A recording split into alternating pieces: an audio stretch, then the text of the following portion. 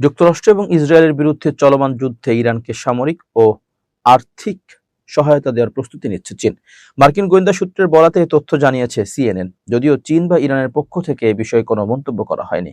CNN এর প্রতিবেদনে বলা হয়, যুক্তরাষ্ট্রের গোয়েন্দা তথ্য অনুযায়ী চীন সম্ভবত ইরানকে আর্থিক সহায়তা, খুচরা যন্ত্রাংশ এবং ক্ষেপণাস্ত্র উপাদান সরবরাহের প্রস্তুতি নিচ্ছে, যদিও এখন পর্যন্ত বেইজিং সরাসরি যুদ্ধে জড়ায়নি। এছাড়া ইরানি তেলের উপর নির্ভরশীলতার কারণে হরমুজ প্রণালী দিয়ে জাহাজ চলাচল নিরাপদ রাখার বিষয়ে তেহরানকে চীন চাপ দেবে বলেও মার্কিন গোয়েন্দা প্রতিবেদনে উল্লেখ করা হয়েছে।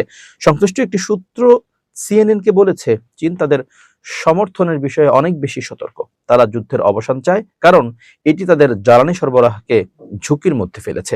এর আগে মার্কিন সংবাদ মাধ্যমের খবরে বলা হয়, যুক্তরাষ্ট্র ও ইসরায়েলের বিরুদ্ধে যুদ্ধরত ইরানকে গোয়েন্দা তথ্য দিয়ে সহায়তা করছে রাশিয়া।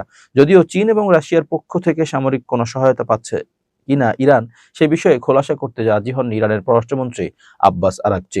মার্কিন সংবাদ মাধ্যম এনবিসি নিউজের সঙ্গে আলাপকালে তিনি বলেন, তারা আমাদের রাজনৈতিক ও অন্যান্য দিক দিয়ে সাহায্য করছে। প্রসঙ্গত, গত 28 ফেব্রুয়ারি যুক্তরাষ্ট্র ও ইসরায়েল যৌথভাবে ইরানে হামলা শুরু করে। তাদের হামলায় প্রাণ হারান ইরানের সর্বোচ্চ নেতা আয়াতুল্লাহ আলী খামেনি।